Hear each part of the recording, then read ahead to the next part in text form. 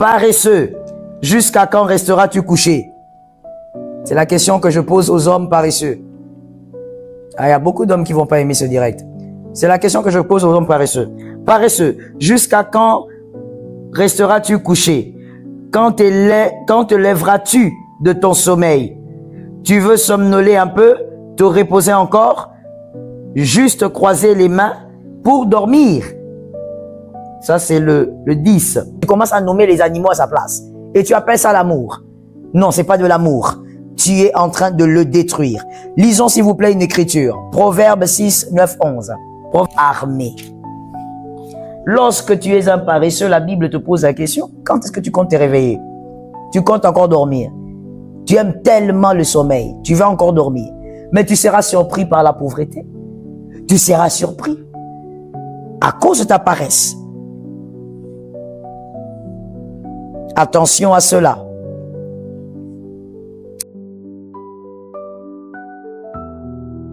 Il est paresseux.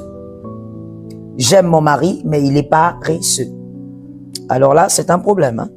J'aime mon mari, mais il est paresseux. Un homme paresseux est un danger pour la famille entière. Un homme paresseux est un danger pour la famille entière. Pourquoi? Mais parce qu'il va transmettre sa paresse même aux enfants. Il va déstabiliser la destinée des enfants par son attitude, son caractère paresseux. Et la femme, j'espère qu'on m'écrit ça, hein, et la femme qui alimente la paresse de son mari, et la femme qui alimente la paresse de son mari, est une décapitatrice des destinées. C'est une décapitatrice des destinées. Elle décapite les destinées des enfants. Elle décapite les destinées. Une femme qui alimente la paresse de son mari, je sais pas, tu es l'assistante secrétaire de Lucifer. Parce que je ne trouve pas un autre nom à te donner. Oui, je te réchoque. C'est pas normal. Une femme n'a pas été créée pour alimenter la paresse. Une femme, elle a été créée depuis Genèse pour aider celui qui fait. On aide celui qui fait. On l'a créée comme une aide. Voici ton essence, madame, mademoiselle. Par essence, tu es un être qui aide. C'est-à-dire, la personne fait quelque chose. Dans le jardin d'Éden, on a dit à Ève, cultivez. Allez-y, aide ce monsieur. Cultivez le jardin à deux. Mais toi, tu alimentes la paresse d'un homme. Et tu trouves ça très normal. Par amour. Vous savez, la femme est beaucoup dans ce piège. Femme mariée comme célibataire. Pourquoi? Parce que la femme a été créée avec l'amour, avec beaucoup d'amour. Voilà pourquoi il n'y a pas d'écriture, même dans les proverbes. Proverbe 31 où on parle de la femme vertueuse. Quand vous lisez du premier au dernier verset, aucun verset ne dit la femme vertueuse est celle qui aime beaucoup son mari, elle l'aime beaucoup. Non, non, non. On parle d'autres qualités. Pourquoi? Parce que la femme a été créée avec de l'amour à revendre.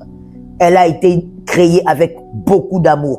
Elle donne de l'amour automatiquement. Voilà pourquoi des fois même elle donne de l'amour au mauvais endroit. Que quelqu'un me dise l'amour au mauvais endroit. Des fois, la femme donne de l'amour au mauvais endroit. Depuis son enfance, elle avait dit jamais un homme paresseux, même si son père est président. Tu as raison. Tu as un très bon mindset. Très bon. Félicité. Continue comme ça. Je ne connais pas ton âge, mais continue, évolue comme ça. L'homme paresseux, il est dangereux, comme tu le dis, même si son père est président. Au fait, c'est pas son père, c'est pas ce que son père fait qui compte. C'est ce que lui fait qui compte. C'est ça. Un homme paresseux, une femme ne doit pas alimenter la paresse d'un mari. Et comme je disais, les célibataires et les femmes mariées, pour la plupart, aiment ça. C'est-à-dire, tu crois que c'est de l'amour. Ce n'est pas de l'amour. Tu es en train de tuer les destinées. Tu déstabilises les destinées. Les femmes qui normalisent la paresse de leur mari, en parlant d'un soutien, en plaçant une fausse casquette d'amour. Non, non, non. Quand on aime, on fait du bien. Alimenter la paresse n'est pas faire du bien. C'est détruire cet homme davantage. Déjà, quand un homme est paresseux, sachez que s'il est paresseux, c'est parce que dans sa famille, on l'a pas aidé. Je serai choqué. Dans la famille, son papa, sa maman, ses frères ne l'ont pas aidé. Il a grandi légumes. C'est-à-dire, on l'a pas aidé à être un homme normal, équilibré dans son esprit. Je suis désolé, je veux beaucoup choquer sur ce point-là.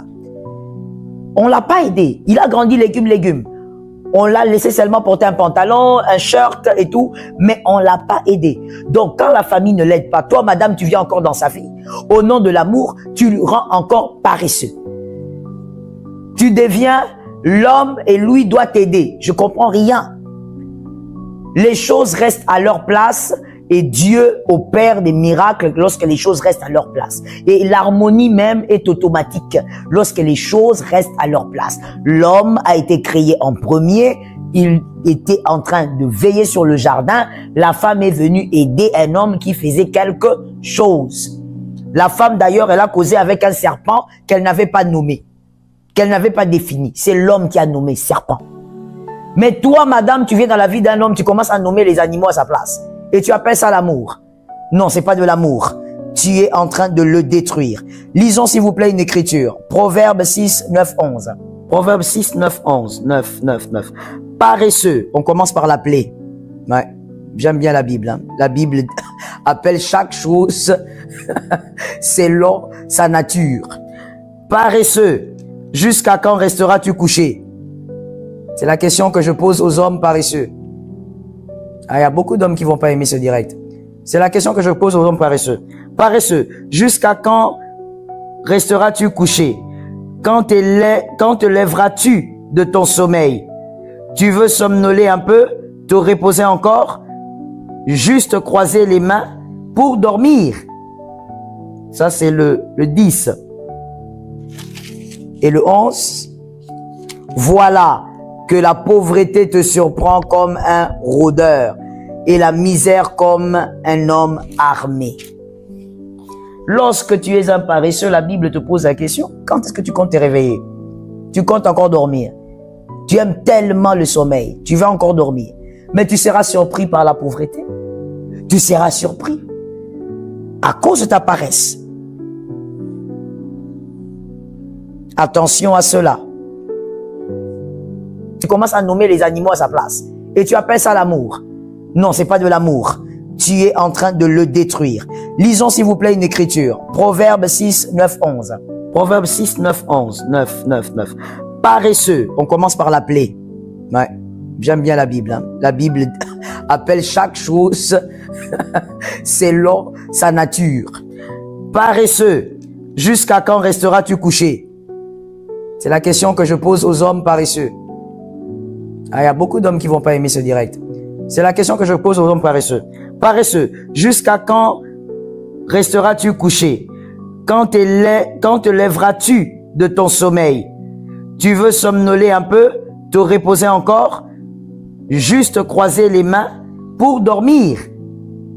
Ça, c'est le 10. Et le 11. Voilà que la pauvreté te surprend comme un rôdeur et la misère comme un homme armé. Lorsque tu es un paresseux, la Bible te pose la question, quand est-ce que tu comptes te réveiller? Tu comptes encore dormir. Tu aimes tellement le sommeil, tu vas encore dormir.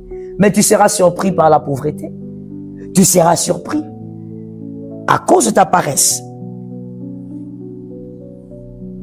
Attention à cela.